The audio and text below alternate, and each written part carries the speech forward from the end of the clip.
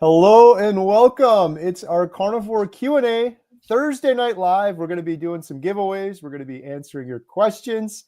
And tonight we got an amazing panel. We've got Adam Lacy from Carnivore Today. Hello. Lynn from Midlife Carnivore. Hello. Dr. Nelson from Kilt's Health, the real Dr. Nelson. Oh, hello. Hello. It's so nice to have you all here today. We're going to be here to answer any questions you might have, and we're going to do some giveaways. And to start things off, we're going to give away a Healing Humanity t-shirt. So post your best question right now with hashtag ribeye, and we're going to randomly do a drawing, and we're going to give away one of those Healing Humanity t-shirts. And in order to win, you just have to use hashtag ribeye, and you have to follow the directions here on the screen. You have to follow each one of the individuals you see on the panel here tonight. There is a link in the description below. You just click subscribe. It takes about a minute to each of the individuals, Adam, Dr. Nelson, and Lynn. And hashtag ribeye will pick one of you for a winner. And what else do we got coming up here? One more announcement. It's coming up this weekend? No, next weekend. Canada meetup, May 10th, Ontario, Canada meetup. There's a couple tickets left. healinghumanity.movie/events. There's a link in the description below if you'd like to join us out there in Ontario, Canada. Emma's going to be there. I'm trying to convince Jen to get up and share her story as well. We're going to have some folks sharing their inspiring carnivore stories, and we're going to be doing a tribute and honoring Jeff DeProsperous. We got a bunch of other meetups coming up as well, and the links to all of those are in the description below. We have a request to post the instructions again. Oh, I did that kind of quick, didn't I? All right, here we go. The instructions are right there. So subscribe to each host listed in the YouTube description. So if you go in the YouTube description, I've got a link for Adam, Dr. Nelson, Lynn. You just subscribe to each of those. And then when you post in the chat, you just do hashtag ribeye. And we're going to do a random drawing. It'll pull from all of those entries, and one of you will win a Healing Humanity shirt. Hashtag ribeye. And before we continue, the code is Life525. So I got to update everybody before we started this. Yeah, that code. Adam, can you tell them what that code is for? I'm going to find it and put it on the screen. So if anyone wants to join us in our community, it's our healinghumanity.life community, where we have over 12 Zoom calls every single week. We have courses that you could take. That one of the popular ones is the Carnivore Diet Foundations course that Carrie ran through, and did a really awesome job on that one. That one's very popular. We have 2 courses by Lisa Pickert that are very popular with the ladies for sure. And so this code is Life525 if you want half off your first month for Healing Humanity Life. So we're dedicated to helping you heal even before the documentary comes out. So that's the elevator pitch real quick so we can get to the questions. All right, good stuff. So best question, I will personally make you a ribeye. So make sure you post a really good question. I don't know when I'm going to make the ribeye, but it'll happen at some point. Well, we are having a meetup in Montello, right? Yeah, come out to the Montello meetup. I don't know if I'll make a ribeye then, but maybe. So please post your best question. We had some really good ones last week. And while those questions are coming in, we've got a new member, Lynn Morgans. Thank you, Lynn. And Who's Your Carnivore? Brett gifted 5 Homestead How memberships. Thank you so much for that. All of the funds from the memberships goes 100% towards the documentary. And while we're gathering these questions, I got to make one more quick announcement because this is incredible news. Our good friend Bill Knott from Alaska has decided that he's going to fly out of Alaska for the first time in 30 years. And he's going to go to Hack Your Health in Tampa in November. And a bunch of us, the Healing Humanity team, will be down there as well. And Bill is going to speak. Adam and I are blessed. We were invited back. We spoke there last year. We're going to be speaking there this year. We have a whole session where we're sharing inspiring stories of healing from our documentary. And Bill's going to get up on stage with us, and he's going to share his story live. And I can't believe it's happening. It's pretty incredible. So shout out Bill. And I got to shout out Hack Your Health for having us back again. there is a promo code. It is HH Life. HH Life. So if you want to sign up and get a ticket, if you want to see Bill out there, we're not like affiliates for Hack Your Health. I just love what they're doing. So trying to help fill the seats there. And for those that want to come out and see Bill, let me just triple check this right here. I'm pretty sure it's HH Life. Yeah, HH Life. So if you go to hackyourhealth.com, if you want to get a ticket, if you use HH Life, you get $100 off. Any of them have a bunch of different ticket options there. So shout out Hack Your Health, HH Life. And then we got one more new member, Lane Penny. All right, now we can go to some questions. Oh, here's a good one. Got Dird. How many people here, we'll start with Dr. Nelson, have had their hair grow back after going bald on Carnivore? I thought you had something under the hat there. Okay, I can't say I've officially gone bald. So, but I had a tremendous amount of hair loss. So I started Carnivore in end of May of 2023. It was February of 2024 that I just started losing hair in clumps, and it was very distressing. So, which I've heard this story a lot from many people, because whenever you have a diet change, it doesn't need to be just going carnivore. And whenever you've had weight loss and, it's a stressor to the body. And so the body hair is one of those things that gets neglected in the prioritization of what your body needs. And so a lot of times you lose hair, or you could possibly not be eating enough, but, it is growing out, and it's probably about right there at this point as far as the improvement. I still have pretty loose ends, but the first thing that I tried was based on Adam, who told me that when he had the desiccated liver capsules, that he was noticing his hair thickening up. So I first tried that, and that seemed to help. And I tried increasing my intake. That helped. And then now I take a hair, skin, and nail supplement. And, I haven't been noticing any more, massive abnormal falling out of hair. So it does take a while. It comes a while to come back in. If it doesn't happen at the same time or within a couple of months changing your diet, you should always have it checked and make sure that there isn't any hypothyroid issues, autoimmune issues, iron deficiency, vitamin deficiencies. There are multiple reasons for hair falling. Usually, you're right. Whenever you change your diet from anything to anything else, you may have hair loss as a consequence. Yeah, and it was way longer than a couple of months for me. And I did find out that I did have some vitamin deficiencies. Hey, we've got Todd, the Carnivore Cure. Hey, Todd, how's it going? Yeah. Hey, Todd. Long time no see. Talk about hair growing back. Speaking of hair growing back, Todd, have you noticed any hair? Oh, never mind. You're muted. You're muted, bro. Can't see it on camera, but it actually is growing back. It's just going to take about 2 lifetimes to come back full. I'm not holding my breath. Yeah, I do. It's weird. It's unsettling. I look like a baby doll that went through a house fire or something. It's not good. This might sound funny, but I shaved my head, and I did have hair before shaving my head a few years ago, but I've noticed that I have to shave more frequently. Yeah. So interesting. For sure. Well, and I want to clarify too, because I mentioned I did have some vitamin deficiencies. These vitamin deficiencies were not necessarily because of carnivore. I found out that I've got the MTHFR variant, and I was not absorbing the B vitamins very well. So I have to take a methylated form of the B vitamins now. So that has helped. But I was getting what I needed from carnivore. If I didn't have that genetic variant, I'm sure it probably would have been fine. Right.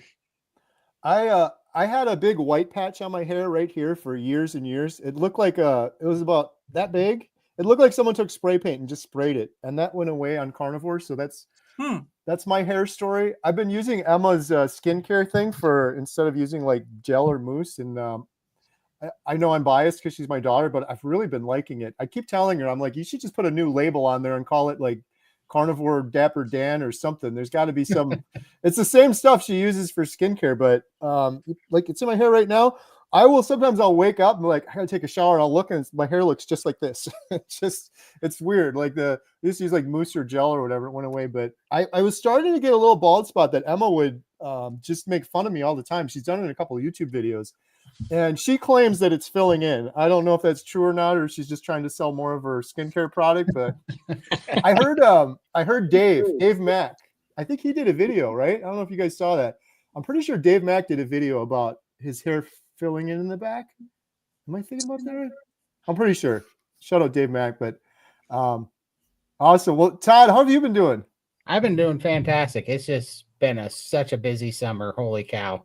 It's getting crazy over here. But yeah, I saw you guys were on. I was like, oh, I got to go hop on there. I finally got some time free on a Thursday. So how's everybody been? Good. Great. That's awesome. Excellent. I don't know if you heard the announcement, but I'll repeat it real quick that Bill Knott is going to Hack Your Health this year. He's flying out of Alaska for the first time in 30 years. That is awesome. I figured you'd be surprised on that one. Isn't that crazy? That is so huge. Congratulations, Bill. He's doing so incredible. I mean, I saw him in this video the other day driving, it was week one. He was driving after not driving for 12 years. And then the next week he's like, well, I guess I'm going to get on a plane and leave Alaska for the first time in 30 years. That's awesome. Yeah. Man. Todd, the crazy thing, Todd, was he wasn't just like, I'm going to go to Hack Your Health and listen to people speak. He's like, I want to go there and get on stage and tell my story. I'm like, what is going on? That is awesome. Love it. Yeah, it's going to be cool. So shout out Todd, Carnivore Cure. We also, we're giving away a Healing Humanity t-shirt, #ribeye. Just make sure you follow everyone here. And Todd's YouTube channel is listed in the description below. So make sure you subscribe to each of those and give us your best questions with #ribeye. The next question we have is from Lane. Are you doing an open mic Saturday? I don't have one scheduled yet, but I'll probably do one this Saturday. Yeah, I've been doing that. I don't know if you guys have seen that. Open invite, anyone here if you want to join. I've been doing one every Saturday where people just come on and they just live. I give away, it's kind of crazy. I give away the stream link and just people jump on and they share their carnivore story. It's been going really well. But some people are getting shy. So I don't know if it's sustainable long term if people aren't willing to get on and share. So Lane Penny, I'll do it if you'll get on and share. Next question we have is from Rick. I've noticed that the more fat I eat, the lower my BG goes. A1C is already 4.7. Is this cheating or dangerous?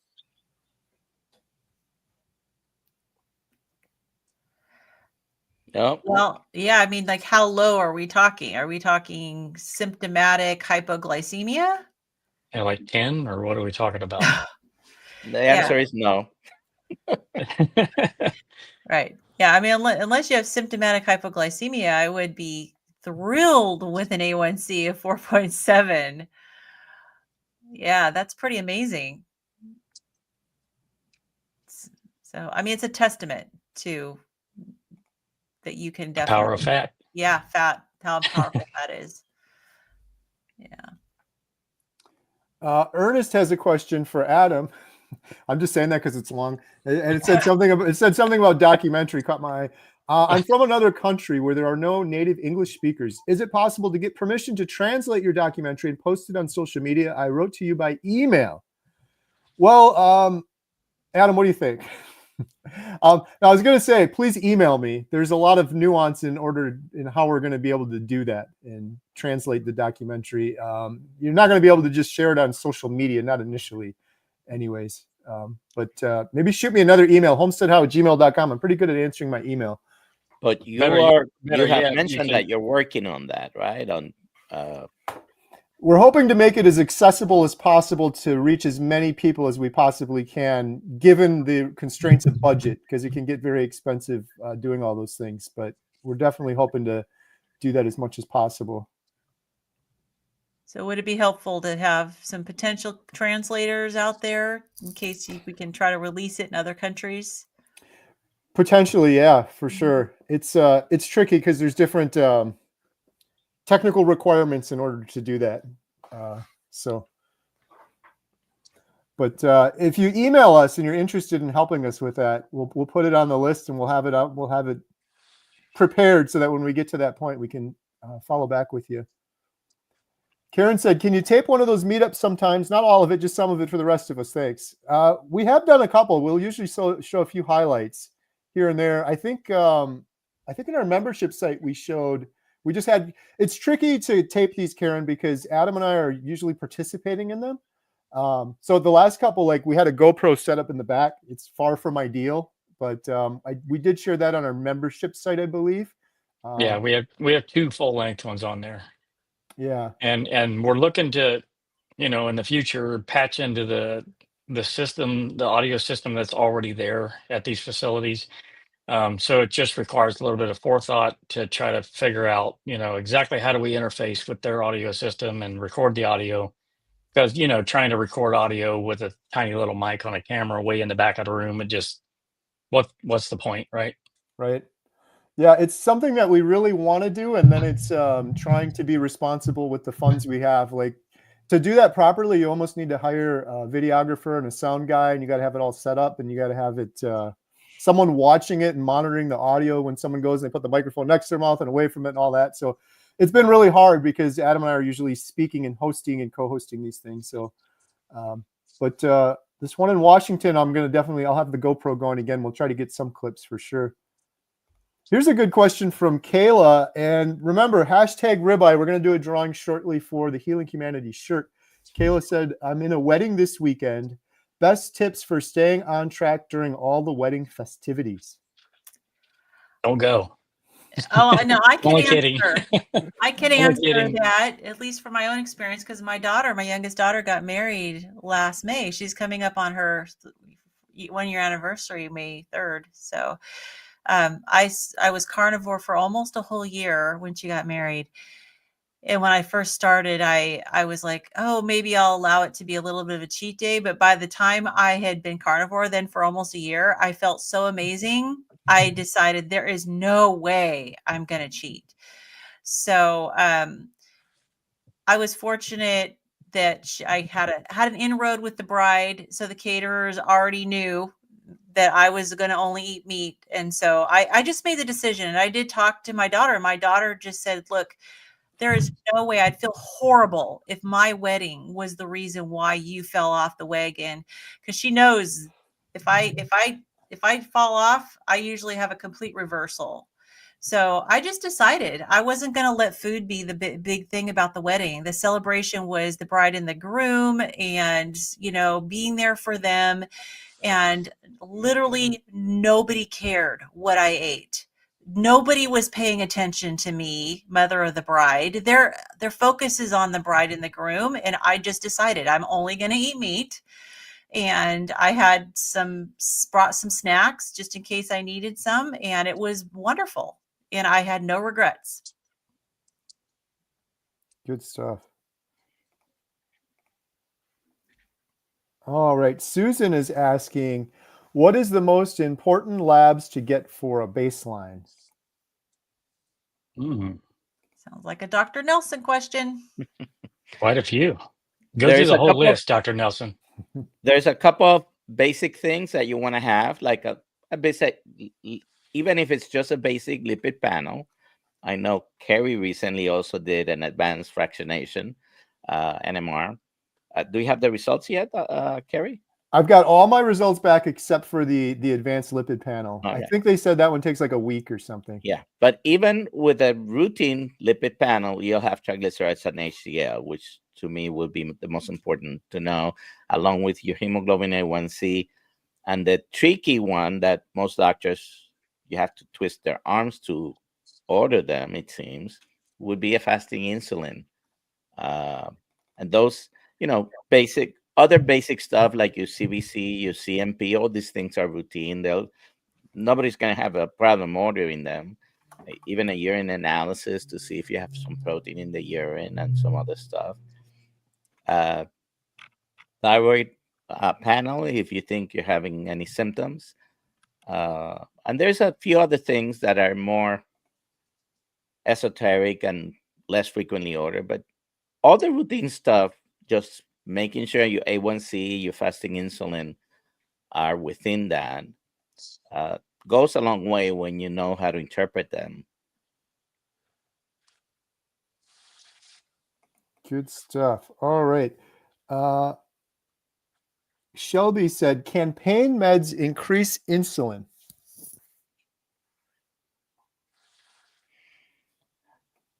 I don't know if they would affect insulin directly, but pain causes stress to the body. Stress causes cortisol levels to go up. Cortisol levels may affect your blood glucose. So in an indirect way, the stress from chronic pain may affect your blood sugars and insulin, because whenever your blood sugar goes up, your insulin goes up to compensate and bring it down. So maybe in an indirect way, but what I keep hearing, and I have experienced myself, chronic pain goes away or gets relief a lot. It's a medical term, a lot. I think everybody here can talk about that. Todd has talked about his arthritis. I have had chronic back pain, plantar fasciitis. Pain goes away or gets decreased significantly. Yeah. So the need for pain medications hopefully will go down. Of course, yeah. Yeah. Real Adventure asks, can you please explain how someone can lose weight still eating over your daily calorie intake? I do carnivore, but just 1 pound of 80/20 beef is around 1,200 calories, and that's just one meal. Like, this is proof that calories in, calories out is kind of not really a thing. Yeah. It's not a huge thing by any means. You know, it's like, Right.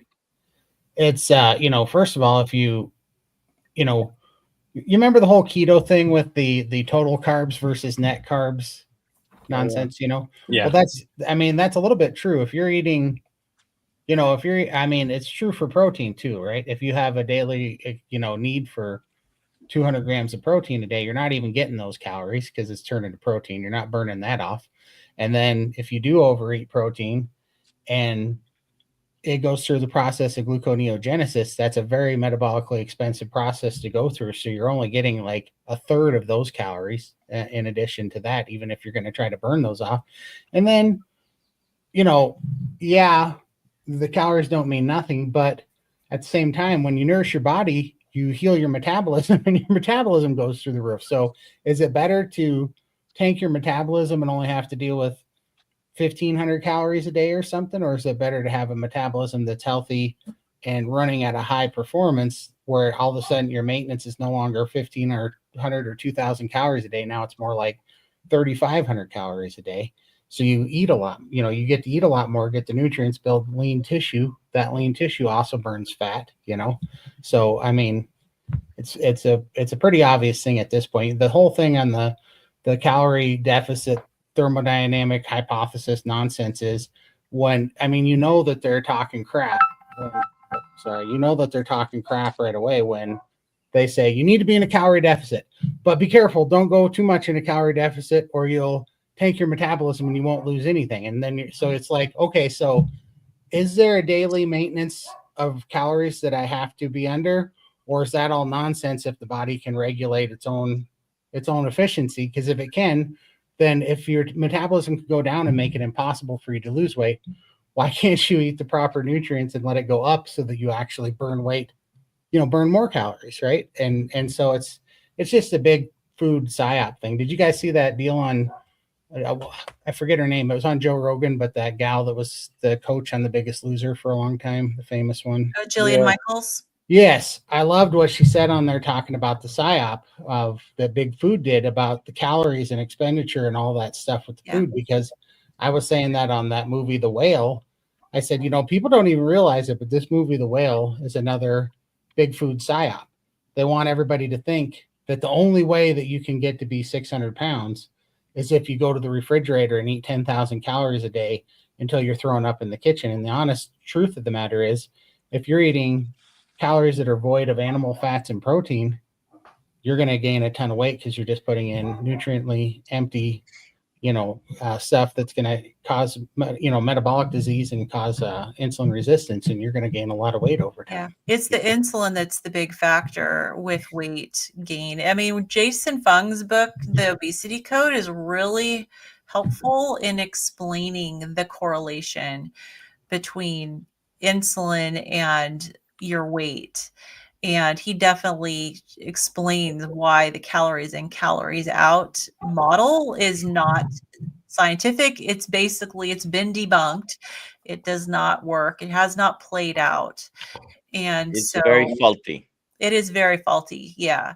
And I know personally, during my 20s, I really calorie restricted and very often would have maybe 500 to 800 calories a day and did nothing but gain weight. So metabolism is a huge factor, and what you eat is a huge factor. And I know there's some people who can eat 4,000 calories a day and lose weight, and that there's other people that they would gain weight eating that much. So it's all very individual. So I would never, when I talk to people, I never say, oh, there's one set of calories that's a right amount, because for you, even for you, varying it can really help you keep your body guessing. You don't want to do the exact same thing every day, because our bodies adapt. And, Jason Fung talks about the set point and how the set point changes, and you get into a new set point. So you got to keep your body guessing. And so varying the calories, varying the fat protein composition helps to keep your body guessing. And when I started doing that with Coach Lisa, my stall broke. And some days I have the 2,000 calories, other days I have 1,200. And some days my ratios are crazy high fat, and other times they're not. So if you're following a carnivore way of eating, forget about paying attention to calories. Okay? Keep it simple. Eat until you're full. Don't eat until you're hungry again. And, even though some people doing that may initially gain some weight, okay? It's not a guarantee you're going to lose weight, but you do lose weight. Your weight stabilizes a lot. It depends on how metabolically sick you are, how much chilling you have to do, but keep it simple. The calories in, calories out, and carnivore diet, trying to mix those two things, it's probably not productive. And if another person to listen to, he's got a bunch of videos, a lot of interviews. Dr. Robert Lustig, he has a very good book called Metabolic,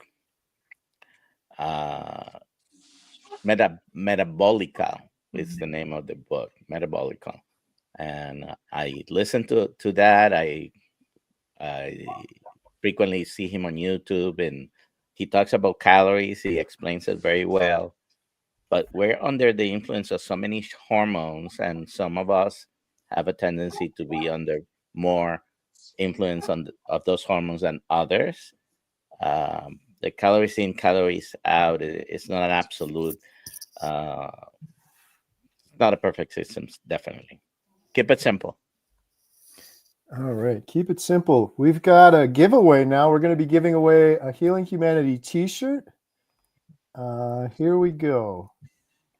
Drum roll, please. I'm not in the studio. The winner of a Healing Humanity t-shirt is Carney Yoli. Is that Yolanda? Yeah, I think she changed her handle. Yep. Congratulations. How can Carney Yoli claim her prize, Adam? Well, Carrie, Carney Yoli can go to healinghumanity.movie/giveaway, fill out the form, and Carrie will send you your prize shortly. Congratulations. All right. Next up, we're going to be giving away a 30-day membership to healinghumanity.life. So post your best question with #life. You get 1 month free. We're doing about 12 Zoom calls a week, breaking addictions calls, doctor, expert, inspire together, Healing Humanity heroes. We got courses and community to help you on a path to healing. if you don't win this and you're interested in trying for 1 month, you can get 50% off now with promo code LIFE525. Link in the description below. Post your best question with hashtag life, and make sure you follow each of the hosts you see here on the screen on YouTube. Just click the little subscribe button. There's a link to each and every one here in the description below. All right, the next question we have is from Darth Carnivore. Is there a relationship between cholesterol and testosterone on carnivore? On my labs, both get flagged as high for me, but I feel awesome. Any actual concerns about high testosterone levels? Well, this has nothing to do with carnivore. There is a correlation between testosterone and cholesterol. Guess what's one of the basic building blocks to end up as testosterone? It is cholesterol. Okay, you make testosterone when you have all the building blocks. Cholesterol is one of them. Male and female hormones are interconnected. You need testosterone to make estrogen. You happen to need also progesterone to make testosterone. So they're all interconnected. And what's the building block of all of them?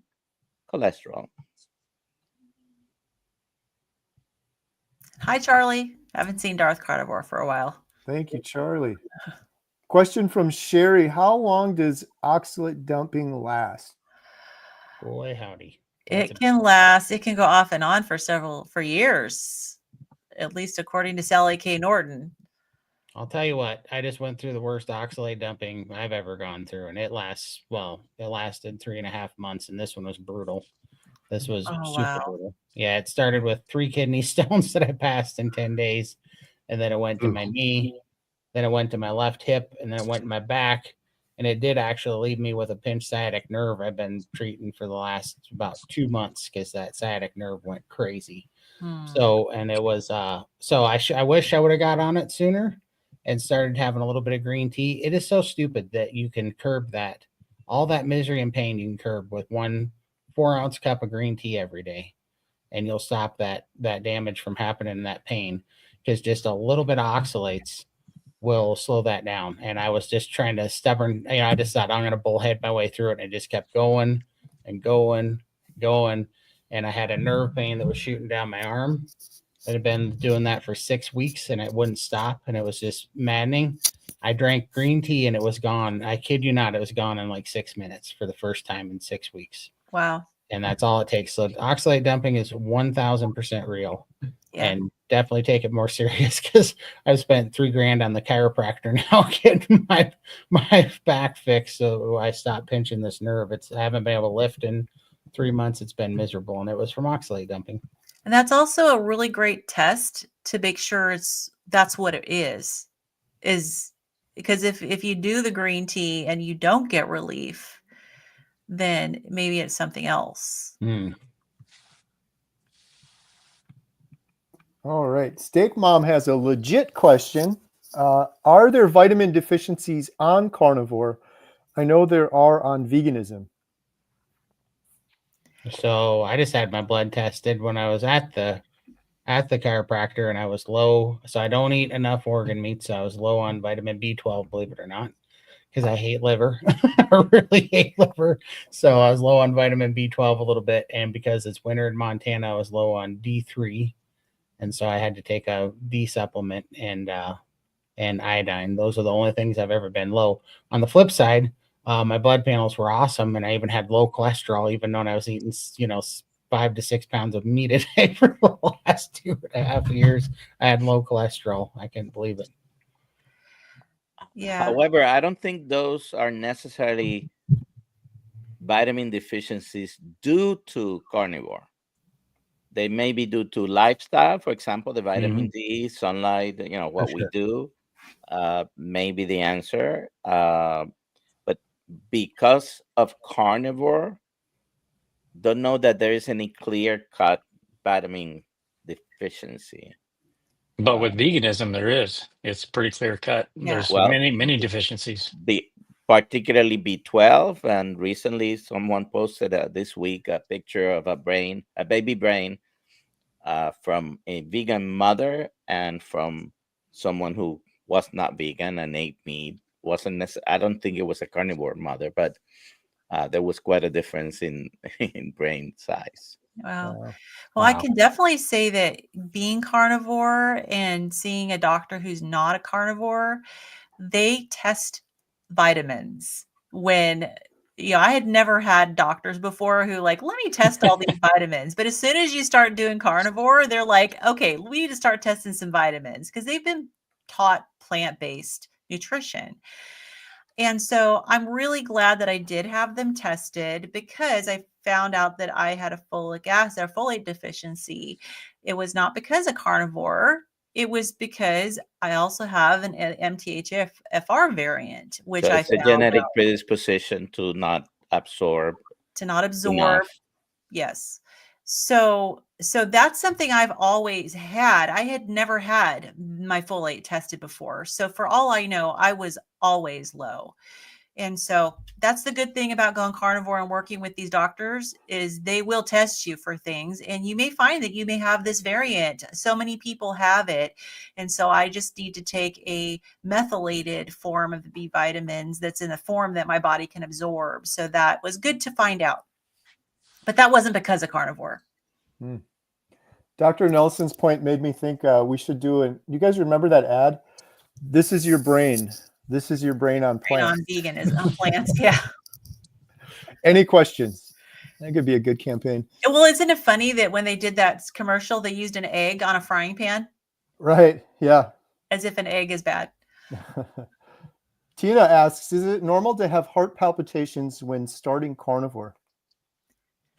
It's very common because you tend to lose fluid and often electrolytes because you're losing a lot of fluid. And I know I did.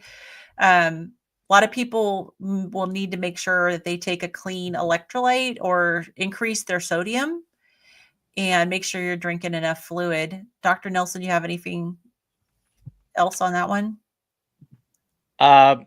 There could be a few reasons. Usually if it happens when you start carnivore, one of the reasons maybe your ketones are higher and you're having some extra energy. The heart prefers ketones to carbohydrates, to sugar, by the way. Studies have shown that. But always check if you have any doubts. Palpitations could be, most of the time, by the way, are benign.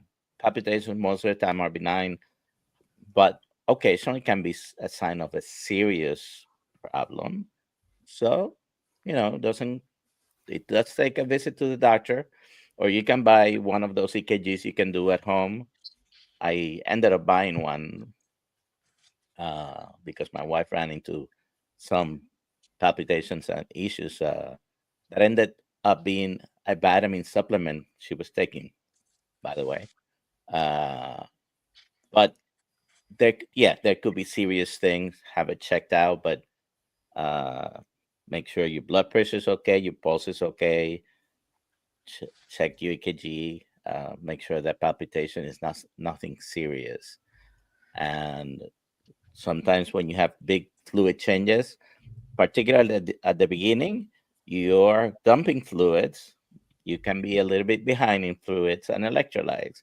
Magnesium, sodium, potassium, all these things can affect your heart rhythm as well. All right. Question. I have ulcerative colitis and saw only a slight improvement on carnivore since I started in January. So I'm trying a lion diet since April 1st, and my movements got even more frequent and loose. What do I do? Possibly cut a little back on the fat. Potentially. I agree. Yeah. And make sure that with the lion diet, make sure that the meat you're eating is very fresh. And because don't eat anything smoked or aged because that has higher histamine. And with any autoimmune disease, you could be more sensitive to histamines. So Yeah, watch the freshness. Make sure your probably lion diet is usually the ruminant meats, so beef, maybe lamb, but make sure it's really fresh and not smoked. If you look at Dr. Zofia Clemens from Paleomedica, she has done a lot of studies, and she has actual data that shows that the high meat fat diet actually reduces intestinal permeability. So you're going to end up healing. It does heal the gut. She has reverse Crohn's disease and she has case studies where she's reverse Crohn's disease. So I'd say hang in there and kind of experiment around with the macros and definitely make sure your meat is really fresh. All right. We're going to be doing another drawing here shortly. Make sure to post your best question with #life for a free 30 days on healinghumanity.life. Wayne is asking, can coffee with heavy cream stall progress? Yep. Yep. One word answer. Yep. I think we all agree. I'll just say real quick, Wayne, I get a lot of comments on my YouTube channel, and that is one of the most popular. People will say, I'm stalled out on carnivore, and then someone will inevitably say, are you having heavy cream? And then there's usually 100 follow-up comments. Yep, that stalled me out too on carnivore. So it seems to affect a lot of people for sure. Question for Dr. Nelson. In what name is oxalate dumping known to the medical profession? So a few weeks ago, I looked this up and I just did again because I had seen the question. That's a good question. You're going to be graded on this. Well, there's only one or two instances where we have ICD-10 diagnosis, right? And those are the current ones being used. And they said codes that you put onto diagnosis. The only clear one with oxalate is number one, when you have excessive oxalate in the urine. And so there is no rash, no other things described. And there is also what's the other one? It's less common. I think it's associated with pseudogout. But there is nothing else besides oxalate in the urine. So is that hyperoxaluria? Yes. Yeah. Lynn gets an A. Fern is asking, does anyone address carnivore for women diagnosed with osteoporosis? I started carnivore 2 years ago when diagnosed for the protein to build and repair my bones. Yes. I'm very, very glad I started to use a smart scale at the very beginning. My bone density was on the low end. It was not normal. It was low. And I have built bone up to the point where I'm right in the middle of the normal range now for my age and my height. So and my mast cell activation syndrome put me at higher risk for osteoporosis. So I'm very grateful. So I would say absolutely, yes, it can build bone, and it does. And there are many medications that put you at risk for osteoporosis, including the thyroid medications, omeprazole, and a few others. Unfortunately, most medications for osteoporosis do not build the same quality bone that your body normally would. And this is one of my favorite things to ask patients and kind of stump them when they give me an answer, which 90% of the time they answer incorrectly. I said, what are bones made of? Number one answer is calcium. Bones are not made of calcium. Calcium is an important mineral for bones, but more than 50% of bone is protein. You need to eat protein, and you need to put stress on those muscles and those bones with exercise, particularly weight-bearing exercise, to be able to build. And there is plenty of people that reverse osteopenia and osteoporosis by making sure also vitamin D is normal. But vitamin D, eating enough protein, exercising, should be able to stop the loss, if not even improve the osteoporosis. And I can absolutely say that I was gaining bone even when I wasn't well enough to exercise. So just from the change in diet alone. That's really interesting, Dr. Nelson. I would have gotten that answer incorrect. I didn't know the answer was protein, but it makes sense. Is that why we hear like so many examples of people doing plant-based diets where they're breaking bones? You said it. I liken it. I explain to patients this way: if you ever built a wall or a house, Puerto Rico, cement block is the main structure to build houses. The cement blocks are the building block, right? And then what do you put in between to The mortar. keep it steady? You put some mortar, right? Well, the calcium is in the mortar, but the building block is the protein. So calcium is important. I'm not saying it's not important for bone production, but supplementing with calcium has failed us to the point that we think supplementing with calcium might increase your chance of coronary disease. Most of those plaques are not cholesterol, by the way. It's less than 2% of cholesterol in those plaques.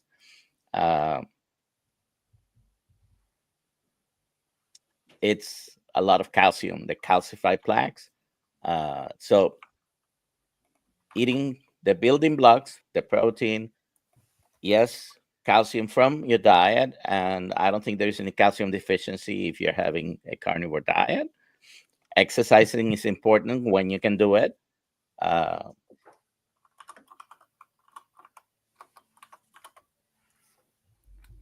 I don't think there's any protein deficiencies on carnivore, right? I don't think so. One more question for Dr. Nelson. Why is fasting insulin test not part of the standard blood work? That is a good question. Most doctors were not taught to measure insulin, and we do what we are taught through medical school. Those of us who have done a residency program, we've been in practice. We're taught to do a bunch of stuff, but measuring fasting insulin is not one of them. So what drives the big pharma is to make medicines to change markers of any kind. And because there wasn't any medication really, just a medication to lower insulin, that probably has to do with it. But the other thing that I even have asked colleagues in the past couple of years, do you measure fasting insulin? Why is the answer. And sometimes they don't know what to do with it. So when I do find someone that has, for some reason, measured insulin and is in tune to the insulin problems, I'm happy about that. But some doctors don't even know what to do with a high insulin. And basically, the easiest and the best way is a low carbohydrate diet, very low carbohydrate diet, whether it's under 20 grams of carbohydrates or carnivore diet. That's going to drive your insulin down. And that is the answer to the question, what do you do with an insulin test? Yeah, that doesn't benefit the pharmaceutical companies. Yeah, because you are the ones that really write the medical curriculum. And the advice is going to be change your diet, change your lifestyle. Exercise does help with that, but diet is the number one thing that helps with that. All right. Thank you, Dr. Nelson. We're going to be doing the drawing in just a couple minutes for the Healing Humanity membership. So post any final questions. We're going to try to turbo through because we got a bunch of questions. Adam, what happens if we can't get to all of these questions tonight? Oh, you're on mute. I said you get an F then. But Dr. Nelson got an A. Todd got an A. So anyways, so if we don't get to all the questions tonight, we have many Zoom calls in Healing Humanity Life every single week. with experts and coaches. So if you really need to get your questions answered, hop on one of those Zoom calls in the group, or you can post your questions in the group as well. And usually somebody will stop by your profile and answer that question for you. So get to it, Carrie. All right, let's go. Don't get an F. Turbo round. We got to hurry. What is ruminant meat? Giraffes. True. Well, it is true. Giraffe is a ruminant animal, but venison, elk, bison, beef, of course, goat, lamb, all those are ruminants. Yeah. They're all the animals that are multi-chambered stomachs, right? But yep, animals that have what's called a rumen. Yeah. Yeah. And they tend to be the favorite for us carnivores because we feel the best eating them. Yeah. Oh, By the cool. way, camels are not really ruminant. Oh, really? I wasn't going to eat one anyways, but I'm gonna get an app because I'm sorry, Todd, go ahead. Oh no, I was surprised that ruminant animals, I didn't realize they don't grow off of what they eat. They ferment, and the enzymes that eat the fiber in their stomach is actually the protein that they grow off of. So that kind of shoots the vegan plants have protein thing, because cows can grow off of plants to be 2,000 pounds. They don't grow off of plants. They eat the bugs in their stomach. What they absorb is protein and fat. Yeah. Right.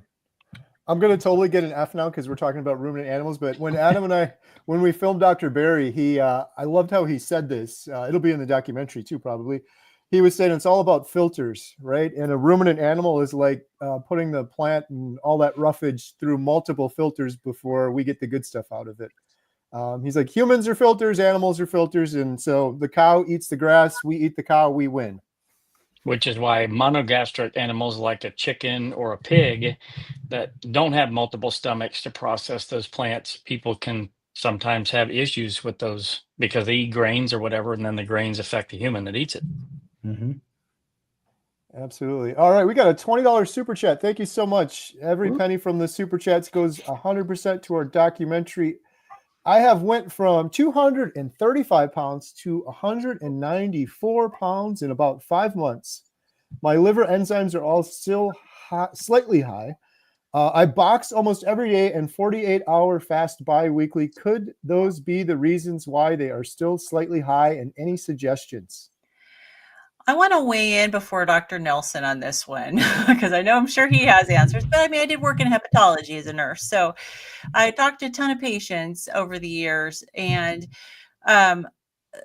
usually when you have elevated liver enzymes, hopefully the doctor's done a workup, and sometimes you can, and other times you can't figure out why they're elevated, but it takes time for them to come down to normal. So our hepatologists that I worked with, usually, they run a whole battery of tests initially. And if they basically say, we don't know why it's high, you don't have autoimmune hepatitis, you don't have, hepatitis C, you don't have any other, issues with your liver, it was probably some sort of a toxic exposure, they very often will just say, let's do more blood work in another 6 months and then see what. And very often you'd see the liver enzymes coming down, but they don't necessarily come down super quickly.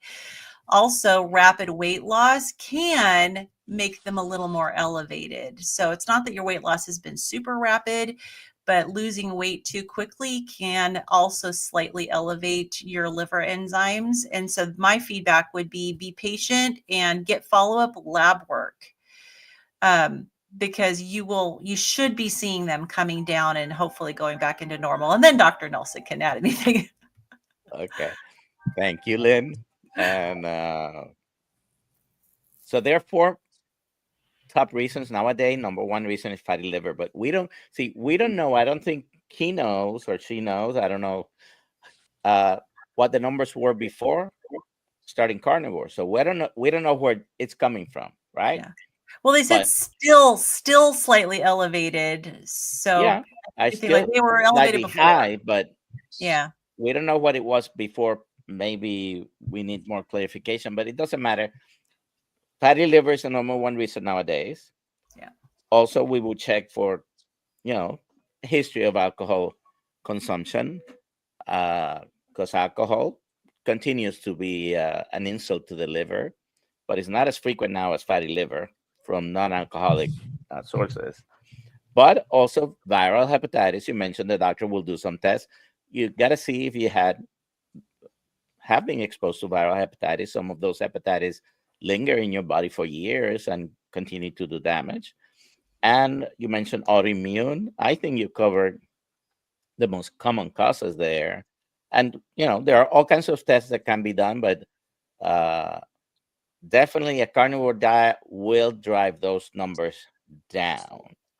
Okay. The biggest insult to the liver, as far as things that you can put in your body, are alcohol and fructose from any source. And fructose causes the same damage as alcohol to the liver, and is the source probably of the fatty liver epidemic that we have. And it's a pandemic, by the way. I can prove it with numbers. Yeah. And I know Coach Lisa has all of her people do hot lemon water in the morning, which she's been doing for a long, long time, and swears that it helps the liver. So it's definitely wouldn't hurt to try it. All right, we got one more. Sisse, $10 super chat. Thank you, Dr. Nelson and the Healing Humanity crew. Thank you so much. All right. Used to say. I think I got an F. We're at the end of the hour here. We still got to give away Healing Humanity shirt. Before we give away the Healing Humanity membership, we're going to give that away in just a second. Before we do that, just from the panel here, you guys got anything exciting coming up you want to shout out or mention before we give away the membership and wrap things up? I do have. Oh, go ahead. Sorry. We had Dave Mack this morning on the 5 a.m. live stream. It was great. We have Dr. Lisa Widerman tomorrow. I have a big announcement. You're going to have to tune in at 5 a.m. tomorrow to hear it. I teased that on my channel for tonight, but tomorrow I will have that. And then next Monday, we're moving to 6 a.m. That's awesome. Good stuff. Right on. I was just going to say what I was going to talk to you guys about too is I was going to watch your Thursday night playback here, and when I'm on these, I will take note of all the winners, and we were going to throw them into a drawing that we're going to do on the 15th of June for a MVP three ticket package to the Montana meetup. And so it's a $650 ticket. And so we're going to collect all the winners here on yours and on our live stream. And then on the 15th of June, we'll draw for it and give away a $650 ticket. So nice. That's awesome. Yeah. So for sure. All right. The main thing I wanted to get out there before we do this is what you talked about earlier, Carrie. And I need to get on doing this more, sharing this, that code for Hack Your Health. So if you're planning on going to Hack Your Health, Carrie just posted in the comments that Bill Knott is coming out to Hack Your Health. So if you want to meet Bill, you want to meet Carrie, you want to meet some cool carnivore doctors, use the coupon code HHLIFE, and that'll get you $100 off of your ticket. It's awesome. Good stuff. Lynn, you got anything exciting coming up? No, not really.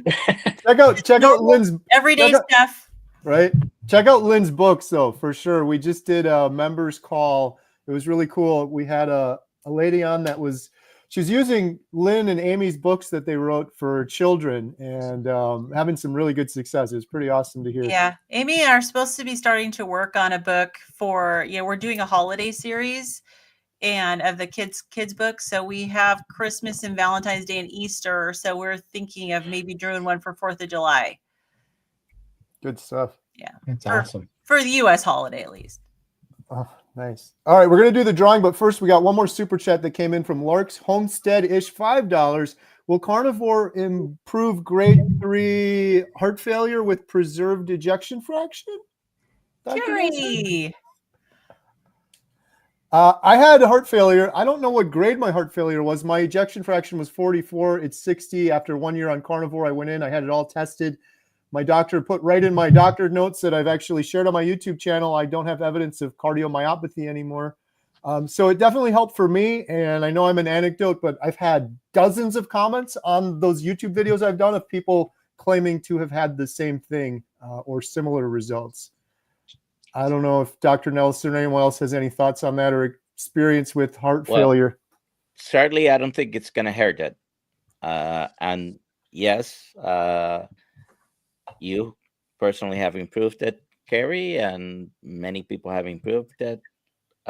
Tests in the labs show that heart muscles prefer ketones, and whether it's a small amount or a larger amount, when you're eating a carnivore way of eating, you're usually producing some levels of ketones.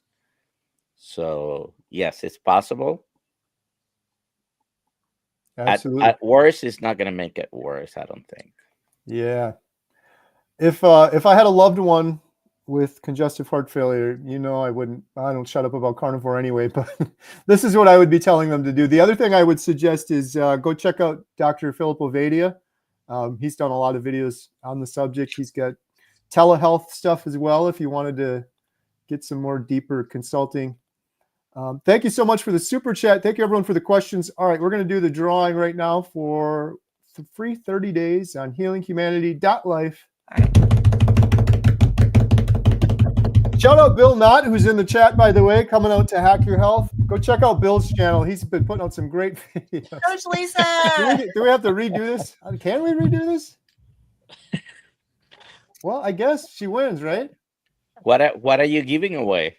I'd say we give away I another. think she's already a member. Yeah, I was gonna say. I don't know. Yes, you can draw again. Oh, I hit the button though. Let me see. Oh, darn it. I hit the button too quick to go back, so I don't know if it's going to let me draw again. Let me see here. It should. There was a Okay. for drawing again. There we go. Let's try it again. There we go. Coach Lisa, you're already good. Shout out Coach Lisa, by the way, too. She's awesome. Target prime rib. She's already a member too. Do we give Thomas another month? Let's do it. Thomas, congratulations. You've won another month to healinghumanity.life. Congratulations. And for those of you that didn't win, the promo code is LIFE525, link in the description below. And thank you guys so much. Thank you everyone that came, Dr. Nelson, Adam, Todd, Lynn, and everyone with your great questions. And we'll see you guys on the next one. Have a good night, everyone. Good night. Bye for now.